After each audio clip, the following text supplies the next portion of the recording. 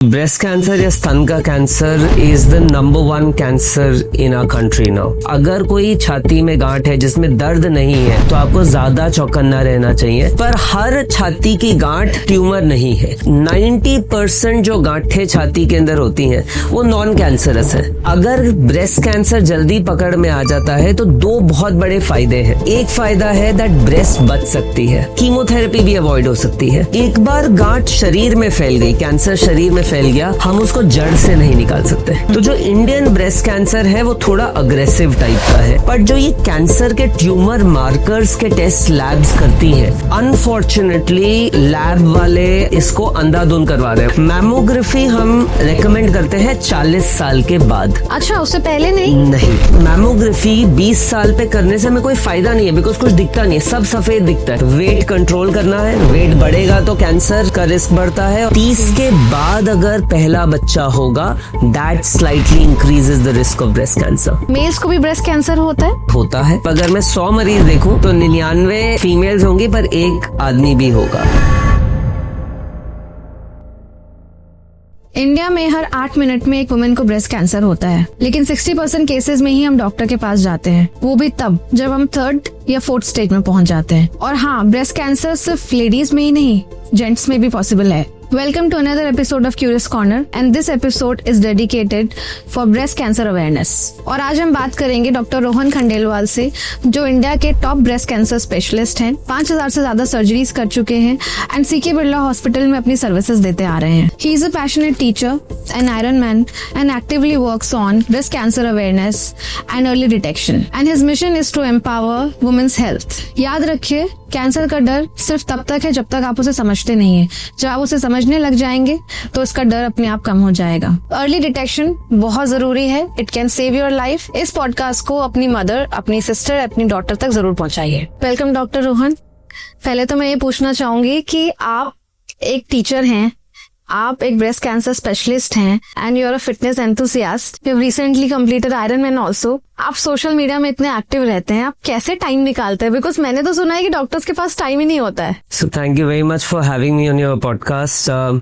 Yeah, so this is a question जो मेरे से कई लोग पूछते हैं and my answer to all of them is that I have my priorities very clear in life and fortunately मेरी जो branches में emergencies नहीं होती, और एक जो conscious decision मैंने लिया था कि मैं evening OPDs या evening clinics नहीं करूँगा, and that is a decision from day 1 and because of that it has given me time, the entire evening is free to do other activities, whether it is teaching, my fitness activities, spending time with my kids. So that was a very conscious decision and now 12-13 years into my career I feel that was one of the best decisions of my life. Yes, because हम सुनते हैं doctors के पास work life balance ही नहीं होता है and they work round the clock.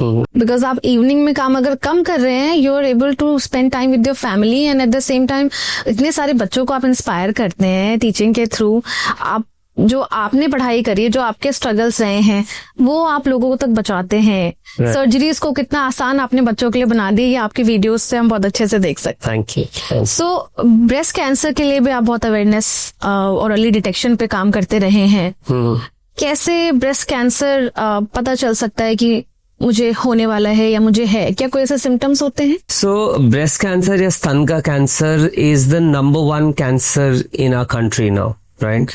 It has surpassed cervical cancer जो females में पहले सबसे ज्यादा कॉमन था and अभी के आंकड़ों के हिसाब से 1 in every 25 Indian ladies will get breast cancer during their lifetime। मतलब अगर 25 औरतें कहीं पे जमा है, उनमें से एक को उनकी जिंदगी में ब्रेस्ट कैंसर होगा एंड ये कहा जा रहा है दैट बाय 2030 तक ये आंकड़ा 1 in 8 या 1 in 10 हो जाएगा। So that's how fast breast cancer is increasing. अब आपने सवाल ये पूछा कि एक लेडी पता कैसे लगा पाती है कि उसको ब्रेस्ट कैंसर है या नहीं। तो हर बीमारी के कुछ लक्षण होते हैं, कुछ सिम्टम्स होते हैं, एंड ब्रेस्ट कैंसर के भी सिम्टम्स अगर हम जाने तो सबसे कॉमन सिम्टम है गांठ या लंप होना। नाउ ये जो गांठ होती है ब्रेस्ट कैंसर की, ये इनिशियली पेनलेस होती है, इसमें दर्द नहीं होता। और यही बात मैं आपके सारे लिसनर्स को बताना चाहूंगा कि अगर कोई छाती में गांठ है जिसमें दर्द नहीं है तो आपको ज्यादा चौकन्ना रहना चाहिए बनिस्बत कोई गांठ जिसमें दर्द है। कैंसर वाली गांठों में बाद के स्टेजेस में दर्द होता है। इनिशियली दर्द इसलिए नहीं करती गांठ जैसे वो बड़ी हो पाए, जैसे वो छुप पाए छाती के अंदर या शरीर के अंदर। So that is why lady needs to be more aware. बाकी लक्षण ये है कि निप्पल जो बाहर को था रिसेंटली अंदर चला गया है, इन्वर्स हो गया है। हाँ, रिट्रैक्ट या इन्वर्ट जिसको कहते हैं वो हो गया है, या फिर खून आ रहा है निप्पल से खुद से, बिना किसी चोट लगे खून आ रहा है, या फिर जो खाल है वो मोटी हो गई है संतरे के छिलके जैसी, जिसको हम ऑरेंज पील अपीयरेंस कहते हैं, या बाह के नीचे, काक के नीचे गांठे या एक्जिला के अंदर गांठे बन गई है। तो ये कुछ लक्षण है। या फिर एक ब्रेस्ट जो पहले दोनों ब्रेस्ट 19-20 का फर्क होता है बट सिमिलर दिखती थी, एक अब या तो ज्यादा बड़ी होती जा रही है या ज्यादा छोटी होती जा रही है, तो डिफरेंट साइज में अगर डिफरेंस आ रहा है। तो ये सारे कॉमन लक्षण है ब्रेस्ट कैंसर के जो एक लेडी को अवेयर होना चाहिए। एंड अगर इनमें से कोई भी लक्षण दिखे तो they should visit a doctor, and not only any doctor, a breast specialist. ये भी बात मैं पोर्ट्रे करना चाहता हूँ आपके पॉडकास्ट के माध्यम से कि ब्रेस्ट स्पेशलिस्ट हैं आजकल जो सिर्फ ब्रेस्ट की डिजीजेज और ब्रेस्ट कैंसर पे डील कर रहे हैं, तो उनके पास जाएं because they know the latest protocols in the management. Okay, so breast में दर्द हो या न हो आपको रेगुलर चेक करते रहना है पहले तो। करेक्ट। सो हम ये रेकमेंड करते हैं कि 20 साल की उम्र के बाद आप रेगुलर चेकअप्स करिए। अगर हर महीने कर सकते हैं तो बहुत अच्छी बात है, अगर नहीं कर सकते तो 2-3 महीने में एक बार भी अगर हमने किया तो वो चेकअप से हमें गांठ जल्दी पकड़ में आ सकती है। वो चेकअप की जो डिटेल्स है, मेरी नर्स ने एक बहुत अच्छी वीडियो बनाई है, वो लिंक हम शेयर कर लेंगे, एंड उसको फॉलो करें। पीरियड्स के बाद जो उसने तरीका बताया है कैसे करनी है, रेगुलर चेकअप से हम गांठ को जल्दी पकड़ में ला सकते हैं, जिससे कैंसर अर्ली स्टेज में डिटेक्ट हो सकता है। एंड आपने बोला कि पीरियड्स के बाद चेक करते हैं। जी, ये कुछ स्पेसिफिक टाइम पीरियड है? सो जिनके पीरियड्स आ रहे हैं उनके पीरियड्स के बाद, जिनके पीरियड्स स्टॉप हो गए हैं वो कभी भी चेक कर सकते हैं, या जो प्रेग्नेंट है वो कभी भी चेक कर सकते हैं। पीरियड्स के बाद इसलिए चेक करते हैं बिकॉज अमूमन लेडीज ने नोटिस किया होगा कि पीरियड से पहले ब्रेस्ट थोड़ी हैवी रहती है, राइट, और पीरियड्स के बाद थोड़ी ब्रेस्ट सॉफ्ट हो जाती है। तो पीरियड से पहले अगर आप फील करेंगे, एक तो आपको कई गांठें महसूस होंगी, आप डर जाओगे, राइट, एंड जो हमारे मतलब की गांठ है वो शायद मिस हो सकती है बिकॉज वहां पे और छोटी छोटी गांठें महसूस हो रही है। पीरियड्स के बाद ब्रेस्ट थोड़ी सॉफ्ट होती है, आप आराम से फील करके छोटी गांठ भी पकड़ में आ सकती है। सो लिम्फ नोड्स, आपने बोला कि और भी गांठें होती है, क्या वो लिम्फ नोड्स होते हैं? लिम्फ नोड्स बाह के नीचे होते हैं। मरीज खुद से लिम्फ नोड्स बहुत जल्दी नहीं फील कर पाएगा, वो अनटिल अनलेस बहुत बड़े हो गए हैं तो फील करना मुश्किल है मरीज को खुद से। आपने बोला कि गांठ जो कि जिसको हम लंप भी बोलते हैं और ट्यूमर, ये दोनों अलग अलग चीजें होती हैं। क्या एक लंप ट्यूमर बनता है या दोनों अलग होते हैं? देखिए, लंप या गांठ तो एक कॉमन टर्म है जो हम यूज करते हैं हर चीज के लिए, राइट। हर गांठ ट्यूमर नहीं है, ठीक है, पर ट्यूमर की जो गांठ है वो गांठ की तरीके से ही पता है। अच्छा, स्टार्ट गांठ से ही होगा, गांठ से ही होगी, ठीक है, पर हर छाती की गांठ ट्यूमर नहीं है। ये भी मैं बताना चाहूंगा कि लोगों को लगता है कि ब्रेस्ट में या तो कैंसर है या कुछ नहीं है, ऐसा नहीं है। 50 डिफरेंट तरीके की बीमारियां हैं सिर्फ ब्रेस्ट के अंदर, तभी हम ब्रेस्ट स्पेशलिस्ट हैं जो वो बीमारियों को आइडेंटिफाई कर सकते हैं। एंड ये भी बताना चाहूंगा कि 90% जो गांठें छाती के अंदर होती हैं वो नॉन कैंसरस है, और ये मरीज नहीं बता सकता। They have to come to us, we have to examine, we have to do the test and then tell them कि भाई ये कैंसरस है या नहीं है। तो अगर आपको गांठ फील हो तो खुद से डर और सहम जाने के बदले पहले डॉक्टर के पास जाके कंफर्म करिए, हो सकता है कि वो गांठ कैंसरस ना हो। करेक्ट। एंड कई बार लेडीज क्या करती हैं कि चलो मैं एक पीरियड वेट कर लेती हूँ, शायद पीरियड के बाद ये गांठ चली जाए, ठीक है, या फिर they start doing alternate therapies. Yeah. वो वेट करते रहते हैं कि मैं बताऊंगी तो कैंसर निकल जाएगा। अरे भाई, अगर आप जल्दी बताओगे तो कैंसर जल्दी पकड़ में आ जाएगा। Correct. एंड अगर ब्रेस्ट कैंसर जल्दी पकड़ में आ जाता है तो 2 बहुत बड़े फायदे हैं। Okay. एक फायदा है दैट ब्रेस्ट बच सकती है, पूरी छाती निकालने की नहीं जरूरत पड़ सकती। Okay. एंड दूसरा फायदा है in a small proportion of patients, अगर वो फेवरेबल प्रकार का कैंसर है तो कीमोथेरेपी भी अवॉइड हो सकती है। एंड सबसे ज्यादा डर लोगों को कीमोथेरेपी से लगता है। हाँ, तो अगर जल्दी पकड़ में आएगा, ये 2 फायदे हैं and that is what they should understand. तो आपने बोला स्टेजेस होते हैं, जैसे हमने सुना भी है कैंसर की स्टेजेस होती हैं। जी। कौन सी स्टेज में कैसा खतरा होता है, या स्टेजेस के हिसाब से क्या ट्रीटमेंट वैरी करता है?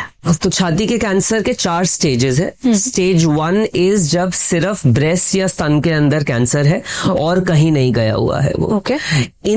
इसमें 97% पेशेंट्स में we can get rid of the disease, cure rate आप जो कहते हैं, तो 96 to 97%. Which is a very higher ratio. Correct. So breast cancer के जो सर्वाइवल्स है वो बाकी कैंसर, आप मुंह का कैंसर देखो, पेट के कैंसर देखो, कोलोरेक्टल कैंसर देखो, ओवरी के कैंसर देखो, उन सब से काफी बेहतर है। एंड ये भी चीज मरीजों को समझनी चाहिए, बिकॉज कई बार वो कहते हैं कि मेरे घर में किसी को पेट का कैंसर था और मैंने देखा कि वो नहीं बच पाए, राइट? तो मुझे लगा मैं भी इससे नहीं बच पाऊंगी। तो वो आप 2 अलग अलग चीजें, जैसे हम कहते हैं, you're comparing apples with oranges, right? दोनों अलग अलग कैंसर्स है, तो दोनों अलग अलग बिहेवियर है उनका। And breast cancer has good survival rates, right? So coming back, stage 1 मैंने आपको बता दिया। स्टेज 2 होता है जब छाती के अंदर गांठ है और काप के अंडर आर्म के अंदर भी गांठ है। ओके। राइट? इस स्टेज में हम 93-94% पे आ जाते हैं। स्टेज 3 होती है जब स्किन इन्वॉल्व हो गई, ओके। स्किन फट गई, या मैंने आपको बताया संतरे के छिलके जैसे हो गई, और पीछे की चेस्ट वॉल जो मसल्स है, जो रिब्स है, उनमें इन्वॉल्वमेंट हो गया। ओके। तो एक तरह से फैल गया, थोड़ा सा फैल गया, स्टार्ट हो गया है। या फिर ट्यूमर 5 सेंटीमीटर से बड़ा है और काप की गांठें भी हैं। ओके। ये सब स्टेज 3 में आता है। ओके। स्टेज 3 के अंदर वी कम डाउन टू 88%। ठीक है। स्टेज 4 होता है जब वो शरीर में फैल गया। आई सी। राइट? एक बार गांठ शरीर में फैल गई, कैंसर शरीर में फैल गया, हम उसको जड़ से नहीं निकाल सकते। अच्छा। ठीक है। हम उसको कंट्रोल कर सकते हैं लंबे समय तक, okay. But we can not eliminated from the system. Okay. Right? So simple शब्दों में जैसा मैं उसको कहता हूं कि वो कुंभकर्ण है, उसको सुलाया जा सकता है, पर वो जागेगा जरूर। कब और कहाँ, nobody can predict. It's like inactive volcano, कभी Correct. भी जाग सकता है। जो आपने स्टेजेस बताए एंड आपने सक्सेस रेट्स भी बताए, क्या इन केसेस में स्टेजेस के हिसाब से रिकरेंस हो सकता है? देखिए, मैंने किसी में भी 100% नहीं कहा। Right. ठीक है। Yeah. एंड वो कैंसर का बिटर ट्रूथ है।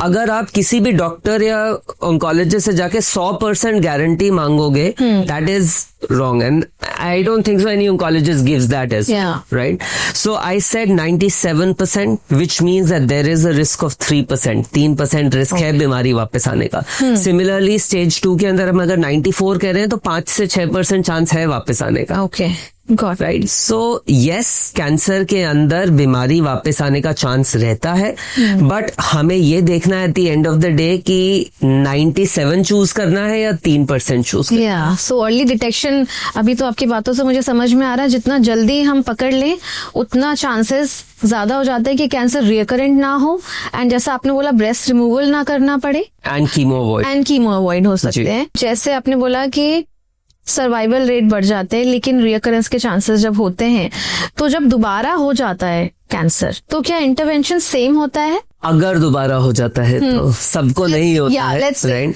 सो अगर कैंसर वापस आता है, so first we have to see कि सिर्फ उसी जगह पे वापस आया है या शरीर में भी कहीं वापस आया है। ओके, मतलब स्टेजेस में चेंजेस हैं अगर आ सकता है। Okay, so we have to do a whole body scan, जिसको हम पेट स्कैन कहते हैं, जिससे ये पता चलता है कि बीमारी उधर ही सीमित है या कहीं और पे भी फैली हुई है। एंड जब हमें उस बीमारी का उस स्थिति का पता चलता है, उसके हिसाब से उसका इलाज किया जाता है कि उसके अंदर सर्जरी होगी, कीमो होगी, दोनों होंगे, रेडियो भी ऐड होगी या नहीं। तो वो सब निर्भर करता है कि किस प्रकार का कैंसर वापस आया है और कहाँ पे आया है। वुमेन्स हेल्थ में कोई एक एज क्राइटेरिया है क्या जिसमें लोगों को ज्यादा ब्रेस्ट कैंसर होता है, या फिर 20 एज के ऊपर कभी भी किसी को भी हो सकता है? देखिए, जो हमारा मैक्सिमम इंसिडेंस है in India, right, is in the mid to late 40s। Okay, ठीक है, आप 40s में मान लीजिए in India. Okay. Western world में ये 50s में है। तो हमारे कैंसर्स 10 साल पहले हो रहे हैं, डेकेड अर्लियर। हम डिटेक्ट अर्ली कर रहे हैं या फिर नहीं, that is the Indian cancer makeup of I breast see. Cancer is more predominant in the 40s। Okay, having said that, एक चीज जो मैं क्लियर करना चाहूंगा कि मेरे यंगेस्ट मरीज है 22 साल की, Okay. ओल्डेस्ट मरीज है 94 इयर्स की।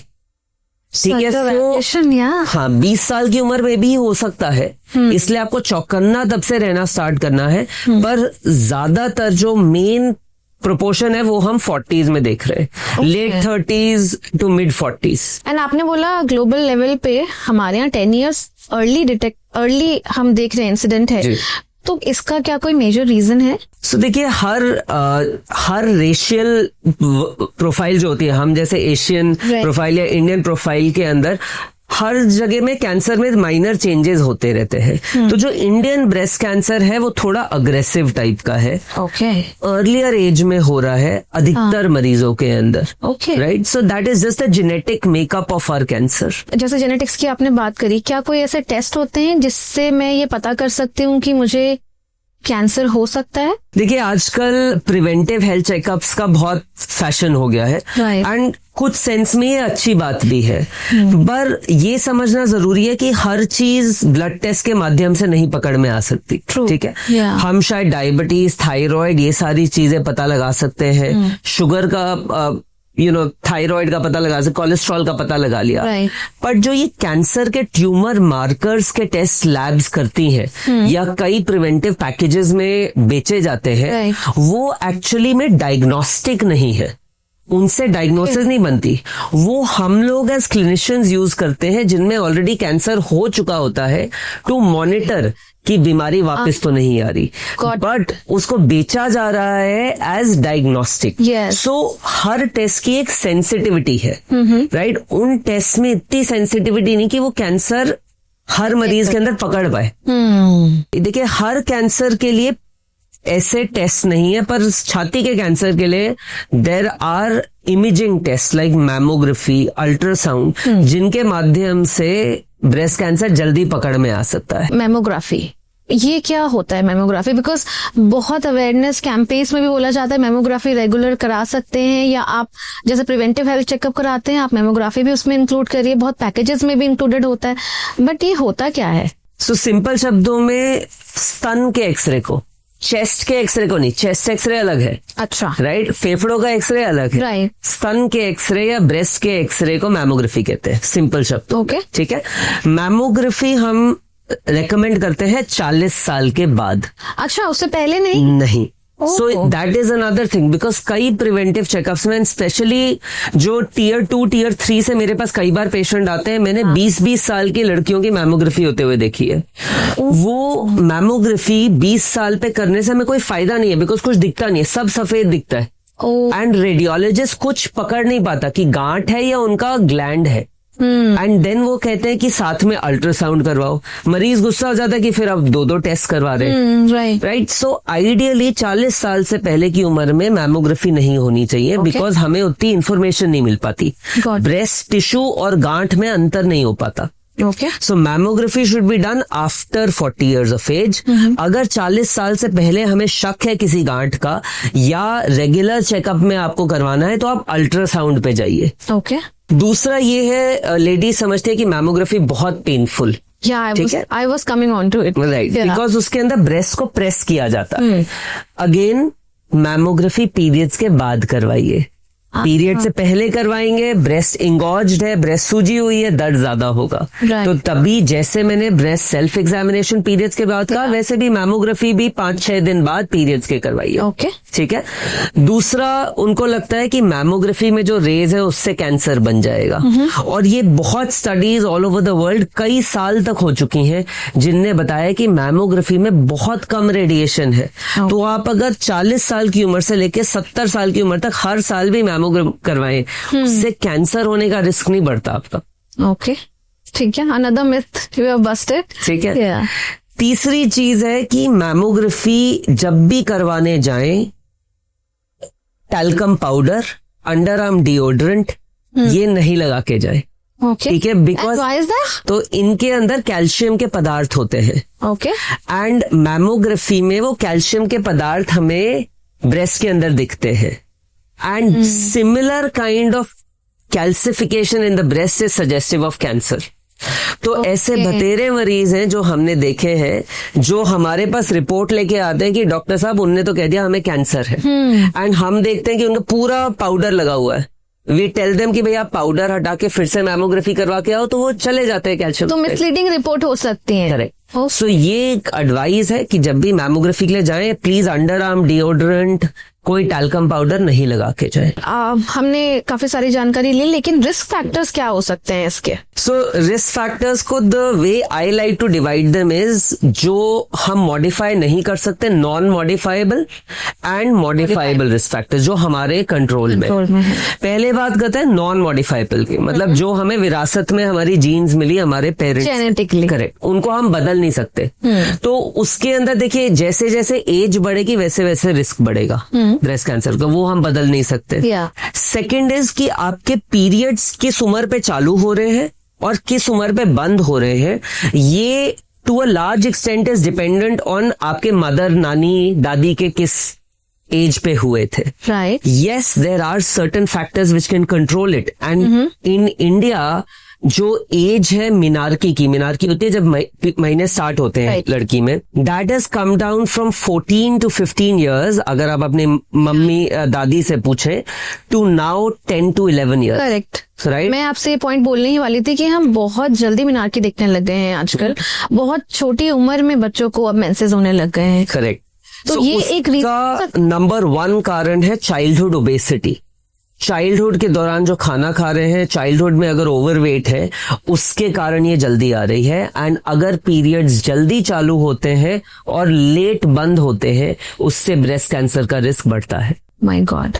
ठीक है। तो चाइल्डहुड ओबेसिटी इसको भी कंट्रीब्यूट करती है। Absolutely right. और नॉन मॉडिफाइबल रिस्क फैक्टर्स की बात करें, फैमिली हिस्ट्री, अगर फैमिली में किसी को कैंसर हुआ है उसको हम नहीं बदल सकते, राइट। Yeah. और एक और जानकारी जो मैं सारे लिसनर्स को देना चाहता हूं कि ये सिर्फ मदर की साइड की फैमिली हिस्ट्री नहीं है।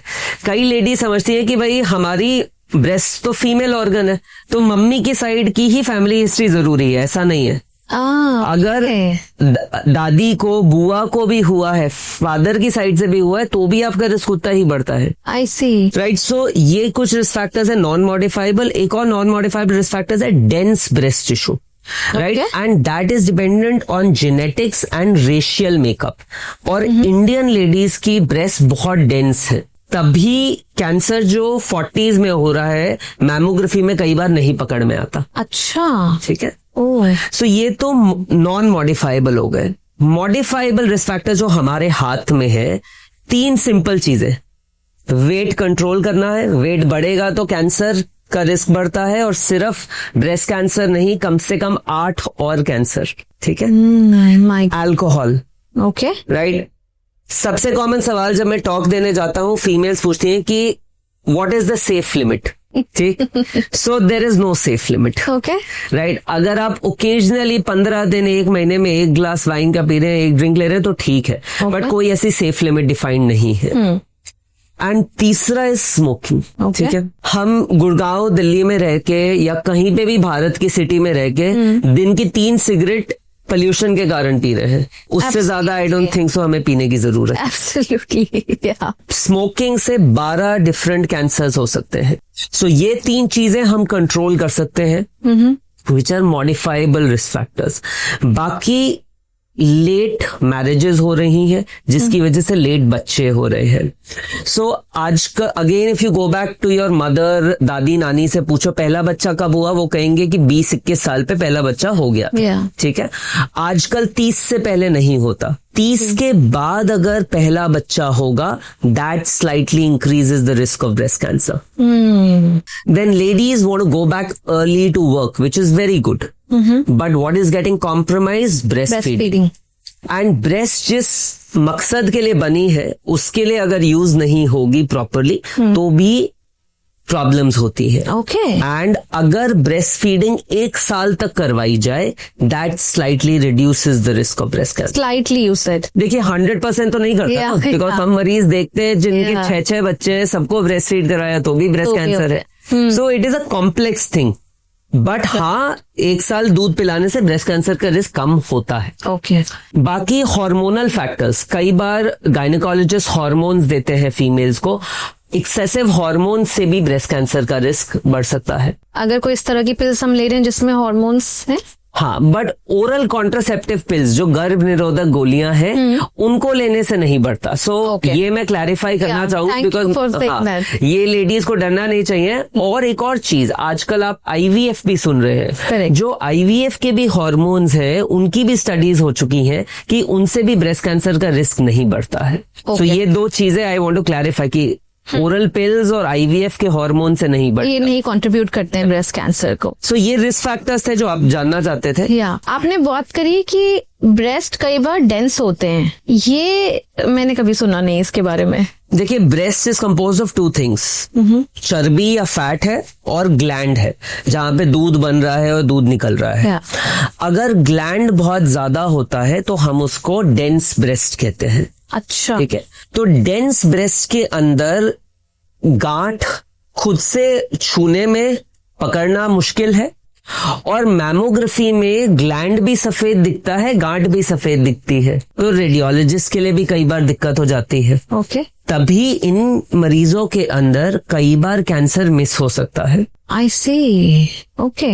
सो अर्ली डिटेक्ट हम नहीं कर पाते समटाइम्स. जेनेटिक्स की हमने बात करी, ब्रेका जीन्स के बारे में अक्सर बात होती रहती है. क्या होता है ब्रेका जीन्स, और क्या हम इसके टेस्ट करने से क्या हम चेक कर सकते हैं ब्रेस्ट कैंसर होगा या नहीं? सो जीन्स बतेरी है हमारे शरीर में, बट ब्रेस्ट कैंसर की जब बात करें तो सबसे इम्पोर्टेंट जीन जो है वो है BRCA या ब्रेका जीन. अब ये जीन पॉपुलर हुई एंजेलिना जोली की वजह से, राइट? एंड आज से 10 साल पहले जब एंजेलिना जोली की मदर और मासी को पता चला तो उनने भी टेस्ट करवाया एंड उनको भी ये फॉल्टी जीन आई एंड उनने अपनी दोनों छातियां निकलवा ली. And that is what created a huge awareness campaign in the entire world regarding these BRCA genes. अब वो डिसीजन सही था या नहीं था वो एक अलग डिबेट है, बट ये जीन्स ब्रेस्ट कैंसर और ओवरी के कैंसर से ताल्लुक रखती है. ओके. अनफॉर्चुनेटली लैब वाले and a lot of people इसको अंधाधुंध करवा रहे हैं. उनने सुना एंजेलिना जोली के बारे में या पढ़ा एंड खुद से टेस्ट करवा लिया. बट ये सबके अंदर ये टेस्ट इंडिकेटेड नहीं है. इसके कुछ स्पेसिफिक इंडिकेशंस है. अगर आपकी बहुत स्ट्रॉन्ग हिस्ट्री है, मतलब 2 या 2 से ज्यादा लोग ब्रेस्ट कैंसर से डिटेक्टेड है फैमिली में, या किसी को ब्रेस्ट कैंसर बहुत जल्दी हुआ है, 40 या 45 इयर्स से कम की एज में हुआ है, ओके. या किसी लेडी को दोनों तरफ ब्रेस्ट कैंसर हो गया है. ओके. कई प्रकार के कैंसर होते हैं. एक कैंसर है ट्रिपल नेगेटिव कैंसर, अगर वो 60 साल से कम की एज में हो गया है, ओके, राइट, या ओवरी का कैंसर हुआ है, या मेल ब्रेस्ट कैंसर हुआ है, तो ये सारे टेस्ट ब्रेका वाले करवाने चाहिए. ओके. हर जने को जरूरत नहीं है, मैं अपने हर मरीज में नहीं करवाता ये. Only if the indications are met then only you do. तो सेल्फ चेकअप करने से एंड सेल्फ चेकअप करने से आई थिंक हम चेक कर सकते हैं. जी. आपने कहा कि मेल ब्रेस्ट कैंसर, मेल्स को भी ब्रेस्ट कैंसर होता है? जी, मेल्स के अंदर भी थोड़ा सा ब्रेस्ट टिश्यू है, निपल के नीचे होता है. एंड 1% ब्रेस्ट कैंसर मेल्स में होता है. मतलब अगर मैं 100 मरीज देखूं तो 99 फीमेल्स होंगी पर 1 आदमी भी होगा. तो आपके पास मेल पेशेंट्स भी होंगे? अभी तक मैं 31 पेशेंट्स ट्रीट कर चुका हूं मेल ब्रेस्ट कैंसर के. अभी मैंने 10 दिन पहले एक मुस्लिम पेशेंट थे मेल ब्रेस्ट कैंसर के, मेरे पास यूपी से आए थे, उनकी सर्जरी भी की। एंड मेल्स में भी ये पॉसिबल है? I don't think a lot of men have this awareness. Women के अराउंड तो काफी, और लड़कों को लगता है कि ब्रेस्ट तो लड़कियों के पास है, तो इन्हीं को ब्रेस्ट कैंसर का खतरा है। नहीं, आजकल तो आपने मेल का भी नाम सुना होगा। तो मेल्स के अंदर आजकल हम यंग लड़कों के अंदर जो जिनकी जवानी फूट रही है या प्यूबर्टी फूट रही है, एंड जो सब जिम जाके ऋतिक या टाइगर श्रॉफ जैसी बॉडी चाहते हैं, unfortunately a lot of them वो उनके कोचेज या जिम के इंस्ट्रक्टर्स उनको स्टेरॉइड्स दे देते हैं, जिसकी वजह से उनको गायनेकोमेजिया या मेल ब्रेस्ट एनलार्जमेंट हो जाता है। ठीक है, अब ये जो है ये दोनों तरफ है, एंड इसमें कोई गांठ नहीं महसूस हो रही। Okay, right. कैंसर की जो गांठ है यूजली एक ही तरफ होगी, एंड उसमें एक हार्ड गांठ महसूस होगी। ऐसा नहीं होगा कि छाती दोनों तरफ की इनलार्ज्ड है। तो ये अंतर है दोनों में। बट आजकल अवेयरनेस मेल्स में भी बढ़ता जा रहा है बिकॉज ऑफ गायनेकोमेजिया। काफी ये मिथ भी बहुत लोगों में चलता है कि सोया प्रोटीन खाने से मेल तो जाएंगे। देखिए, जो मात्रा में आपको सोया खाना पड़ेगा मेल बनाने के लिए वो बहुत ज्यादा है। सो हाँ, सोया के अंदर फीमेल हार्मोन्स होते हैं जिनको फाइटोएस्ट्रोजेंस कहते हैं, बट ऐसा नहीं है कि जो नॉर्मल रूटीन मात्रा में आप सोया खाते हो, अगर आप हफ्ते में 2-3 बार भी खाओ तो उनसे ऐसे मेल बनने के चांसेस नहीं है। बायोप्सी का हम कैंसर में अक्सर जिक्र सुनते हैं, तो बायोप्सी क्या होती है? क्या इसमें कोई हिस्सा कट किया जाता है ब्रेस्ट से? कैसे देखते हैं? देखिए, जब भी कोई मरीज हमारे पास ओपीडी में आता है, हम ब्रेस्ट में ट्रिपल असेसमेंट करते हैं। 3 चीजें करते हैं। सबसे पहले हम उनकी हिस्ट्री लेंगे, उनसे बात करेंगे, उनको एग्जामिन करेंगे, and then we do an imaging test, या तो मैमोग्राफी या अल्ट्रासाउंड। ओके। अगर मैमोग्राफी या अल्ट्रासाउंड में शक वाली गांठ आती है, तो अगर किसी के पास उनकी मैमोग्राफी या अल्ट्रासाउंड की रिपोर्ट है तो एक स्कोर देखेंगे, उस पर एक बायरैड्स करके वैल्यू लिखी होती है। ओके। तो अगर ये बायरैड्स वैल्यू 4 या 5 है तो वो शक वाली गांठ है। सिर्फ उन गांठों की हम बायोप्सी रेकमेंड करते हैं। ओके। ये जो बायोप्सी की जाती है एक स्पेशल गन के द्वारा की जाती है, जिसमें कोई टांका लगाने की जरूरत नहीं है। बहुत ही महीन सी गन है, सुन करते हैं, एंड उस गन के माध्यम से हम वो टुकड़ा ले लेते हैं। यहाँ पे मैं एक चीज और क्लैरिफाई करना चाहूंगा आपके यूजर्स के लिए, बहुत लोगों को लगता है कि बायोप्सी करवाने से कैंसर फैल जाता है, एंड ये सबसे बड़ी गलतफहमी या मिथ। ऐसा लगता है लोगों को? एजुकेटेड लोगों को भी ऐसा लगता है, ठीक है। बट मैं ये बताना चाहूंगा कि अगर शक की गांठ है तो बिना बायोप्सी करे हम कंफर्म नहीं कर सकते कि वो कैंसर है या नहीं। फैलता कब है कि अगर आपने बायोप्सी आज करवाई और फिर आप महीने भर तक उस पर बैठे हुए हैं, या आप ऑल्टरनेट ट्रीटमेंट करवा रहे हैं, तो वो फैल सकता है। बट आज आपने बायोप्सी करवाई तो ऐसा नहीं है 10, 12, 15 दिनों में वो फैल जाएगा। ट्रीटमेंट का एक बहुत अहम पार्ट कीमोथेरेपी भी होता है। तो कीमोथेरेपी क्या होती है? पहले तो क्या इसमें कोई दवाइयां खाई जाती हैं, या ये क्यों लोग इससे डरते हैं? नाम का इतना खौफ है। तो देखिए, ब्रेस्ट कैंसर के ट्रीटमेंट के 4 जरिए हैं: सर्जरी, कीमोथेरेपी, रेडियोथेरेपी और हार्मोनल थेरेपी। ओके। ठीक है।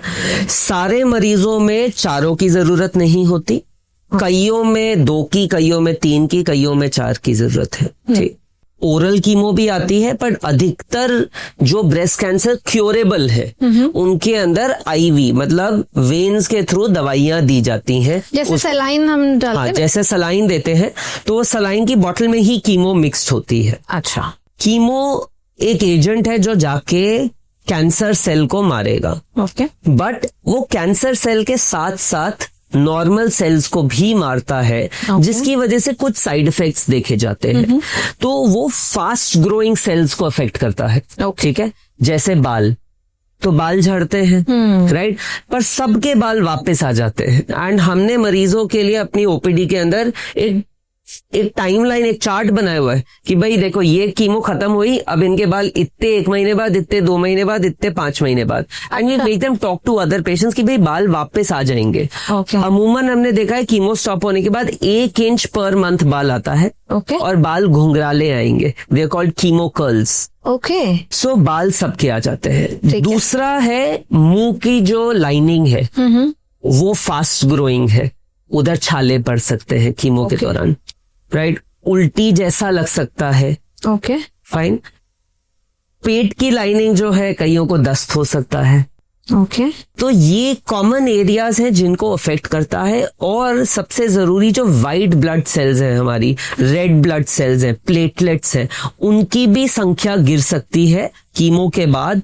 अधिकतर हमने देखा है कि it starts falling after 3 days और 3 से 10 दिन के बीच में वो गिरती है, बिकॉज इन्फेक्शन से फाइट हमारे ब्लड सेल्स का। करेक्ट। तो वो जब मात्रा गिरती है तो इन्फेक्शन होने का खतरा हो सकता है ड्यूरिंग कीमो। ओके जो एक बहुत बड़ा मिथ है, लोगों को लगता है कि कीमो बहुत ही ज्यादा पेनफुल है, कीमो लगेगी तो मतलब वो तड़प रहे होंगे दर्द में। ऐसा नहीं है। जिस दिन कीमो लगती है उस दिन आपको कुछ नहीं पता चलता। वीकनेस जो है वो अगले दिन से स्टार्ट होती है। Weakness, not pain. ओके हाँ, क्रैम्प्स कई बार आ सकते हैं, थोड़ा मसल पेन हो सकता है, बट मैं ये भी बताना चाहूंगा कि आज से 10 साल पहले और आज में जो दवाइयां हैं इन साइड इफेक्ट्स को ट्रीट करने की, वो इतनी अच्छी हो चुकी हैं कि अधिकतर मरीजों को जो साइड इफेक्ट्स हैं दे आर वेरी टॉलरेबल। तो आप कह रहे हैं कीमो जब चढ़ता है it is just like saline, जैसे हम आईवी ड्रॉप चढ़वाते हैं, एंड नेक्स्ट डे से क्योंकि मेडिसिन इफेक्ट करने लगती होगी तो क्रैम्प्स या कुछ इस तरह की चीजें हो सकती है। वीकनेस होती है which is quite evident. Okay weakness भी हम मरीजों को ये कहते हैं कि भाई सब पे वेरी करती है। Okay right, I have patients who even during chemo are doing 5 kilometer runs, are going to their work normally. Wow. Right, because उनका baseline fitness level अच्छा है। तो थोड़ा कम भी हुआ, वो पहले अगर 10 किलोमीटर भाग रहे थे अभी भी 5 भाग पाते हैं। Got it. Right, so but कोई जो 10 कदम ही चल पा रहे थे उनको कीमो दोगे तो of course there are chances कि वो थोड़ा बेड पे लेटे ही रहेंगे कमजोरी की वजह से। So it varies from person to person.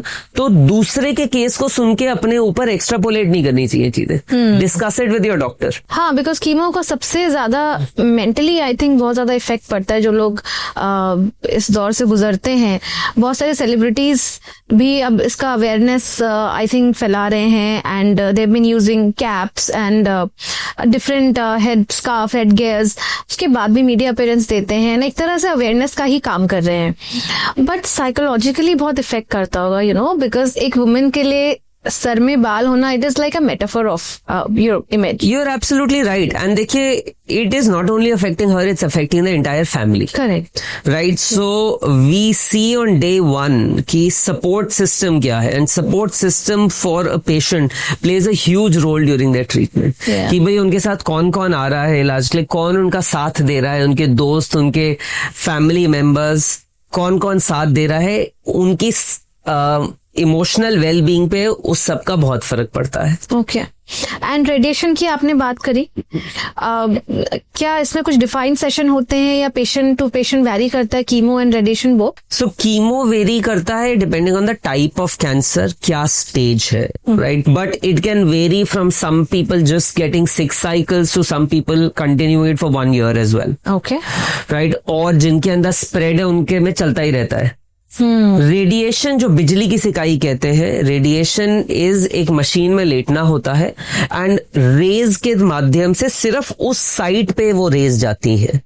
तो उसके साइड इफेक्ट कीमो से बहुत कम है। उसके साइड इफेक्ट होते हैं कि लोकल एरिया में जैसे सनबर्न नहीं होता, खाल काली सी पड़ जाती है, खारिश होती है, हाँ खारिश होती है, तो वो सारे साइड इफेक्ट्स हैं। या फिर कुछ सिचुएशंस में लंग्स या हार्ट पे बहुत बहुत रेयरली फर्क पड़ सकता है, रेयर, वेरी रेयर। सो रेडिएशन भी वेरी करता है depending on the patient, depending on the stage, depending on full breast removal हुआ है, पार्शियल ब्रेस्ट रिमूवल हुआ है, सो वो वेरी करता है उसका। क्या हर लंप में ब्रेस्ट रिमूव किया जाता है? नहीं, मैंने आपको बताया हर लंप कैंसरस नहीं है। राइट, अधिकतर लंप्स नॉन कैंसरस है। छाती का एक बहुत ही कॉमन लंप है जिसको फाइब्रो एडेनोमा कहते हैं, जो नॉन कैंसरस गांठ है, जिसके लिए आजकल हम लोग स्कारलेस सर्जरी करते हैं। राइट, उसमें हमें छाती में कट देने की भी या टुकड़ा निकालने की भी जरूरत नहीं होती। आप अगर कैंसर के लिए पूछना चाहते हैं कि हर कैंसर के मरीज में क्या पूरी छाती निकाली जाती है, नहीं। अधिकतर आजकल almost 70 to 75% patients are eligible for conservation, जहां पे हम छाती बचाते हैं, सिर्फ गांठ निकाल रहे हैं, एंड मरीज are opting for this surgery also, क्योंकि जो ओवरऑल सर्वाइवल है, जो आंकड़े मैंने बात की स्टेज के मुताबिक, वो नहीं बदलते चाहे आप छाती निकलवाओ या छाती बचाओ। ओके, सो ये इसमें एक पेशेंट का से भी हो सकता है, if I want to retain my breast then I can. Absolutely. So it's a discussion with the patient and the doctor and we take a combined decision. So Okay. patient definitely has a role and हम patient को ये भी समझाना चाहते हैं कि कई बार patient भावुक होके निर्णय ले लेता है कि छाती निकाल दो, बट वो उनको 3-4 महीने बाद, बिकॉज इलाज तो कुछ महीनों में खत्म हो जाएगा, फिर उनको हिट करता है कि क्या मैंने जल्दी में हबर तबड़ में आके तो वो डिसीजन नहीं ले लिया।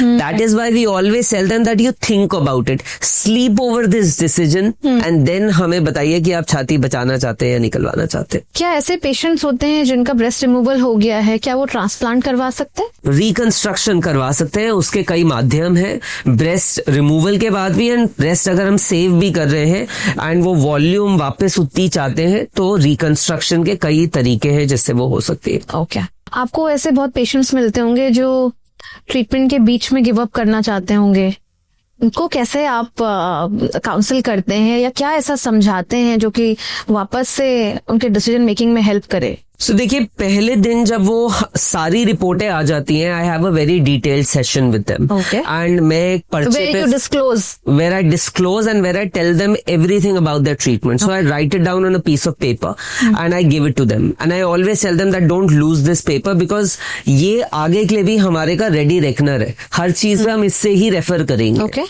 उनको तो प्रोत्साहित करना ही है, उनके फैमिली मेंबर्स को भी प्रोत्साहित करना है, so that you know it is the entire family as I said which is getting affected. उसके बावजूद भी कई मरीज होते हैं who get depressed during treatment, who want to give up treatment. So that's where हमारा support groups play a huge role. So हमारे सारे मरीज एक support group के अंदर है, हम उनसे पूछते हैं कि would you like to be a part of it? Okay. तो उससे क्या होता है कि जो पुराने मरीज है वो नए मरीज जिनका अभी डायग्नोसिस हुआ है उनको काउंसिल करते हैं, उनको बताते हैं कि भाई लोग, हमने ये जर्नी पूरी कर ली, हम ठीक है, हम काम कर रहे हैं, हमारे बाल आ गए, हम पार्टी भी कर रहे हैं, हम काम भी कर रहे हैं, तो समय के साथ सब ठीक हो जाएगा। एंड जब आप एक ऐसे पेशेंट को देखते हैं जो आपकी जर्नी के थ्रू मतलब होके गुजरा है, तो आप ज्यादा मोटिवेटेड भी फील करते हैं। Absolutely. Yeah. So what we try to do is body matching, मतलब उनके कैंसर का स्टेज सेम हो, उनकी प्रोफाइल प्रोफेशनली सेम हो, राइट, तो वो ज्यादा इम्पैक्टफुल है। Wow. So that plays a huge role in motivating patients to complete their treatment. That's so great to hear. अगर मुझे भी इस तरह का कोई इशू है और वो इंसान बोल रहा है जो सेम जर्नी से गुजरा है, तो मेरे को ज्यादा इफेक्ट पड़ेगा बजाय कोई ऐसा इंसान जो उसको फील नहीं कर पा रहा है। आपने कहा कि इसके साइड इफेक्ट्स हैं, खाने में तकलीफ होती होगी, आई एम श्योर। अगर डायरिया के कुछ केसेस हो रहे हैं तो क्या डाइटरी इंटरवेंशन भी चेंज होते हैं? जी, सो कीमोथेरेपी के दौरान कुछ डाइटरी चेंजेस हैं, उसकी भी मैंने काफी डिटेल वीडियो यूट्यूब पे बना रखी है, बट मोटा मोटा हम मरीज को ये कहते हैं कि बासी खाना नहीं खाना जिससे इन्फेक्शन हो पाए। दूसरा, कच्चा खाना is a source of infection, तो जितना हम कच्चे खाने को कम कर सकते हैं, हम ये नहीं कह रहे पूरा आप खत्म कर दीजिए, पर जितना कम कर सकते हैं उतना बेहतर है। तो सैलेड अगर खाना है तो आप अच्छे से धोइए, 2 बार पील करिए उसको, Okay. Right, and then you have it, so that जो पील पे गंध है, जो उसके आउटर सरफेस पे गंध है, वो ना जाए जिससे इन्फेक्शन हो। ओके। फ्रूट्स में हम ये कहते हैं कीमो के दौरान कि जो भी फल जिसका छिलका नहीं उतर सकता वो अवॉइड करिए। ओके। अंगूर हो गए, प्लम्स हो गए, राइट, स्ट्रॉबेरी हो गई, इनके छिलके नहीं उतर सकते, Right. तो अवॉइड करिए। Okay. जिसका छिलका उतर सकता है वो आप खा सकते हैं। इसके अलावा वर्कआउट कर सकते हैं? जी, सो लाइक आई सेड कि ये बहुत ही इंडिविजुअलाइज डिसीजन है, ठीक। आई हैव तो जिस ग्रुप में मैं ट्रेनिंग करता हूँ ट्रायथलॉन की, उसमें भी एक पेशेंट है हमारी and she loves to swim, right. So उनने मेरे से सबसे पहले ये सवाल पूछा कि मैं कीमो स्टार्ट करूंगी, can I swim? And I told her कि भाई स्विमिंग आप तभी कर सकते हो जब आपके काउंट्स रिकवर कर जाएंगे, बिकॉज आप एक पब्लिक पूल में जा रहे हो जहां पे इन्फेक्शन का खतरा है। तो वो 10 दिन जब आपके काउंट्स कम है, मैं नहीं रेकमेंड करूंगा। आपको रनिंग करनी है, आप करो जितनी आपकी बॉडी अलाउ करती है। आपको जिम जाना है, आप जाओ। आई हैव 60-year-olds जो जिम हर रोज जाती हैं और वो वीडियोस भी भेजती हैं कि कीमो करवाई, आज देखो मैं 5वें-6ठे दिन जिम जा रही हूँ। Wow, right. So it all depends on how motivated the person is और उनका पहले का फिटनेस लेवल कैसा है। क्या वैक्सीन अवेलेबल हैं इसको प्रिवेंट करने के लिए? सो ये बहुत कॉमनली हमसे भी पूछा जाता है और ये इस सब की जड़ है व्हाट्सएप ग्रुप्स जो फीमेल्स पार्ट होते हैं कई का। ब्रेस्ट कैंसर के अगेंस्ट अभी कोई कमर्शियल वैक्सीन नहीं है। बहुत सारी वैक्सीन ट्रायल फेज में है, बट वो मास पॉपुलेशन के लिए नहीं है, वो हाई रिस्क ग्रुप्स के लिए है। जैसे आपने ब्रैका पॉजिटिव कहा या ट्रिपल नेगेटिव एक तरीके का ब्रेस्ट कैंसर है, तो उन सब पे अभी काम हो रहा है। सो ब्रेस्ट कैंसर के लिए अगेन आई विल से कि कोई कमर्शियली अवेलेबल वैक्सीन नहीं है, पर सर्वाइकल कैंसर जो बच्चेदानी के मुंह का कैंसर है उसके अगेंस्ट एक बहुत ही इफेक्टिव वैक्सीन है। एंड सारी लेडीज को, स्पेशली अपनी यंग लड़कियों को, वो वैक्सीन जरूर लगवानी चाहिए। खुद के लिए भी उनको डिस्कस करना चाहिए गायनेकोलॉजिस्ट से कि उनको कितना लाभ होगा, उससे कितना फायदा होगा, एंड खुद भी वो लगवा सकती है। ट्रिपल नेगेटिव की आपने बात करी और हम पहले भी आपने इसका जिक्र किया था, क्या डिफरेंस है ट्रिपल नेगेटिव एंड बाकी ब्रेस्ट कैंसर में? सो ब्रेस्ट कैंसर का आजकल जो इलाज है वो उसकी बायोलॉजी पे निर्भर करता है। ठीक है। सो जैसे जब हम डायग्नोसिस बनाते हैं तो हम ये देखते हैं किस टाइप का कैंसर है, कि वो तेज बढ़ने वाला है, नटखट है, या थोड़ा शांत धीरे धीरे बढ़ने वाला है। ये सिंपल शब्दों में है। बट फीमेल शरीर में 2 प्रिडोमिनेंट हार्मोन्स है, ईस्ट्रोजन और प्रोजेस्टेरोन। हम ये देखते हैं कि क्या वो कैंसर ईस्ट्रोजन और प्रोजेस्टेरोन के द्वारा बढ़ रहा है या इंडिपेंडेंट ऑफ दैट बढ़ रहा है। तीसरा मार्कर है HER2/neu। राइट। नाउ अगर ER और PR मतलब अगर ये हार्मोन के द्वारा बढ़ रहा है, अधिकतर ये गांठें स्लो ग्रोइंग होती है, अधिकतर। राइट। बट अगर ER, PR और HER2/neu तीनों नेगेटिव हो गए तो ये ट्रिपल नेगेटिव हो गई, जो सबसे तेजी से बढ़ने वाला है, सबसे अग्रेसिव कैंसर है। ठीक है। कई बार ER, PR नेगेटिव है, HER2/neu पॉजिटिव है, वो भी अग्रेसिव कैंसर है, पर वो ट्रिपल नेगेटिव जितना अग्रेसिव नहीं है। तो इस पूरे स्पेक्ट्रम में सबसे अग्रेसिव, सबसे तेजी से बढ़ने वाला ट्रिपल नेगेटिव कैंसर है। बट मैं ये नहीं चाहता कि मरीज डर जाए अगर उनका ट्रिपल नेगेटिव कैंसर है, उसके अगेंस्ट भी इलाज पूरा अवेलेबल है। कुछ मिथ्स मैं बात करना चाहूंगी, एंड आई एम श्योर आपकी प्रैक्टिस में भी आपने बहुत सारे ऐसे मिथ देखे होंगे। बहुत ही कॉमन है कि पुशअप ब्रा या अंडरवायर्ड ब्रा पहनने से कैंसर हो जाता है। तो ये अगेन वो व्हाट्सएप ग्रुप वाले सवाल है कि ब्लैक कलर्ड ब्रा या स्पोर्ट्स ब्रा या वायर्ड वाली ब्रा से ब्रेस्ट कैंसर होता है। तो किसी भी टाइप ऑफ ब्रा, किसी भी कलर की ब्रा से ब्रेस्ट कैंसर का रिस्क नहीं बढ़ता। एक जरूर चीज मैं बताना चाहूंगा कि जो वायर वाली ब्रा होती है, अगर साइज प्रॉपर नहीं है तो वो वायर जो है वो ब्रेस्ट टिश्यू के ऊपर निशान छोड़ सकता है या उसके कारण पेन हो सकता है, कैंसर नहीं। So what we recommend to all, comfortable हो सकता है जी। What we recommend to all ladies is that every few years get your bra size checked, right? Because breast keeps on changing, right? Pregnant होंगे तो breast थोड़ी भारी होगी, जैसे जैसे एज बढ़ेगी सैगिंग बढ़ती है ब्रेस्ट में। हर कुछ साल में अपना ब्रा साइज आप चेक करवाइए, एंड प्रॉपर साइज की ब्रा किसी भी तरीके की आप पहन सकते हैं। एंड एक मिथ तो आप बस कर ही चुके हैं कि हर ब्रेस्ट कैंसर में रिमूवल जरूरी नहीं है। क्या ब्रेस्ट फीड कराने से कैंसर होता है? ब्रेस्ट फीडिंग करवाने से ब्रेस्ट कैंसर का रिस्क कम होता है, प्रोवाइडेड वो 1 साल से ज्यादा है। सो वो 1 साल, अगर 2 बच्चे हैं, दोनों को 6-6 महीने भी किया तो भी वो 1 साल काउंट होगा। अच्छा, ओके, गॉट इट। एंड इस तरह के और मिथ्स आपने अपनी प्रैक्टिस में देखे? बहुत सारे मिथ्स हैं। लोगों को लगता है कि अंडर आर्म डिओड्रेंट लगाने से कैंसर होता है, नहीं होता। कई लेडीज को लगता है कि कई गांव में लेडीज होती हैं, वो राइट हैंडेड है, ठीक है, तो वो अधिकतर क्या करती है, अपना सेलफोन लेफ्ट ब्लाउज के अंदर रखती हैं, तो उनको डर लगता है कि इससे कैंसर हो जाएगा। तो इस पे भी कोई कंक्लूसिव एविडेंस नहीं है हमारे पास।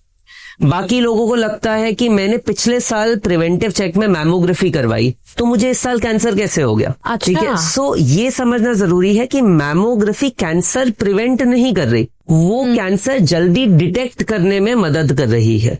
एंड तभी हम रेकमेंड करते हैं हर साल करवाओ, बिकॉज हर साल छाती बदल रही है। ये थोड़े ना कि हमने 2 साल पहले करवाया तो अब हमें 2 साल के लिए मुक्ति मिल गई। हाँ, फॉर एग्जाम्पल हम अगर ग्लूकोज टेस्ट कराते हैं तो अगर मुझे इस महीने नहीं आया तो मुझे 2 महीने बाद आ सकता है। करेक्ट। सो कई बार मरीज ये नहीं समझते, तो उनको ये समझना जरूरी है कि it is helping in early detection not in prevention.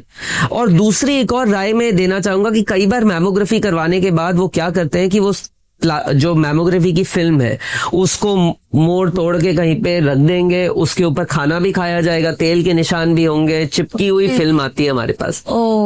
हर साल जब मैमोग्राफी करवा रहे, अगर आप पुरानी फिल्म बचाओगे तो कंपैरिजन में बहुत मदद मिलती है। ओके। एंड वो कंपैरिजन से हम बहुत माइन्यूट चेंज भी पकड़ सकते हैं जो अर्ली स्टेजेस में कैंसर को डिटेक्ट कर सकते हैं। ओके। सो अपने पुराने रिपोर्ट्स के इवैल्यूएट के लिए आप संभाल के रखें जी। अगर मैमोग्राफी में सब कुछ क्लियर है, इसका मतलब ये नहीं है कि वो कहीं आगे यूज नहीं हो सकती है। और मिथ्स है कि लोगों को लगता है कि अगर फैमिली में एक को हुआ तो हमें भी होगा ही होगा। ऐसा नहीं, रिस्क बढ़ गया है, बट ऐसा नहीं कि 100% आपको कैंसर हो गई होगा। मैं एक और चीज बात करना चाहूंगा, वो है फाइब्रोएडेनोमा की। और बहुत मरीज मेरे पास पूरे भारत से आते हैं, यंग लड़कियां, अनमैरिड जो हैं।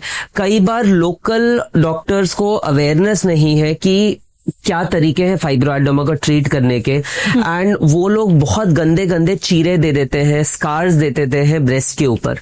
एंड मैंने उन स्कार्स की वजह से, ट्रस्ट मी, मैरिजेस टूटती हुई देखी है। तो ये मैं जरूर बताना चाहूंगा कि अगर फाइब्रोएडेनोमा की गांठ है, सारे फाइब्रोएडेनोमास में सर्जरी की आवश्यकता नहीं है, पहली बात। और दूसरी बात, फाइब्रोएडेनोमा को निकालने का स्कारलेस तरीका है जिसको वैक्यूम असिस्टेड ब्रेस्ट सर्जरी कहते हैं। एंड स्पेशली जो अनमैरिड लड़कियां हैं, यंग एज में हो रहा है, अगर सर्जरी करवाने की जरूरत है, they should consider that, so that निशान ना पड़े, आगे ब्रेस्ट फीडिंग में दिक्कत ना आए, and they feel confident about themselves. Tier 2, Tier 3 cities में बहुत सारी ऐसी सुविधाएं अवेलेबल नहीं है, तो क्या सेल्फ चेकअप पे रिलाई किया जा सकता है पूरी तरह, या कोई ऐसी सर्विसेज हैं जिनके बारे में हमें अवेयरनेस नहीं है? देखिए, सेल्फ चेकअप एक तरीका है, but it is not a full proof तरीका। ठीक है। सो उसके साथ साथ आपको आफ्टर 40 तो मैमोग्राफी करवाना है, आफ्टर 35 भी 2-3 साल में एक बार एक अल्ट्रासाउंड करवा के show yourself to a breast expert. Okay. अगर ब्रेस्ट एक्सपर्ट नहीं है आपके आसपास तो गायनेकोलॉजिस्ट को जाके दिखा दीजिए। ओके। ठीक है, but try for a breast expert. इस सब के कॉम्बिनेशन से आपको लंप पकड़ने में आने में ज्यादा संभावना है। ओके। तो एक गायनेकोलॉजिस्ट जहाँ पे ये सुविधा उपलब्ध नहीं है, वहाँ गायनेकोलॉजिस्ट के साथ आप बात कर सकते हैं, करवा सकते हैं, and then maybe you can go to a higher centre. इसके अलावा मैमोग्राफी की सुविधा क्या सब जगह अवेलेबल होती है? अधिकतर आजकल Tier 2 सिटीज में भी मैमोग्राफी अवेलेबल है, बट मैमोग्राफी भी कई क्वालिटीज की है, राइट। सो कितनी अच्छी मशीन है, कौन कितने अच्छे से रिपोर्टिंग हो रही है, वो सब आपको लोकली पता करना पड़ेगा। But usually we have seen कि आजकल Tier 2 सिटीज में भी मैमोग्राफी की सुविधा अवेलेबल है। आई थिंक मेल मेंबर्स को भी बहुत आगे आने की जरूरत है, इसमें हमें इमोशनल सपोर्ट देने की जरूरत है। एक लास्ट क्वेश्चन मैं और पूछना चाहूंगी कि कीमो के दौरान और जो भी हम सर्वाइवर से बात करते हैं, प्रोसेस काफी पेनफुल होता है, और उसको थोड़ा सा आपने जैसे बताया कि फेलो सर्वाइवर से मिलना बहुत जरूरी है। फैमिली के लेवल पे हम क्या कर सकते हैं? मेरे घर में अगर किसी को होता है तो मैं कैसे मोरल बूस्टअप करके रखूं, मैं कैसे इमोशनल केयर दिखाऊं? तो सबसे पहले तो ये समझना जरूरी है कि छूत की बीमारी नहीं है। लोग ऐसा सोचते हैं। एब्सोल्युटली वी नो पेशेंट्स जिनको अलग रूम में रखा जाता है, खाना अलग से दिया जाता है, कपड़े अलग धुलते हैं उनके। तो सबसे पहले तो ये समझना जरूरी है कि छूत की बीमारी नहीं है। You need to be physically, emotionally present for the patient as a caregiver, right? You need to understand कि उनके शरीर में जो बदलाव हो रहे हैं वो हम लोग कभी नहीं समझ पाएंगे। अगर वो कुछ कह रहे हैं तो उसके पीछे कुछ दम होगा, तभी वो कह रहे हैं। And we should respect that, we should try to support that rather than say कि अरे नहीं तुम्हें कुछ नहीं पता या ऐसे ही बोल रहे हो। बिगेस्ट थिंग इज, जब भी उनकी कीमो हो या जब भी कोई इलाज हो, बी देयर फॉर देम।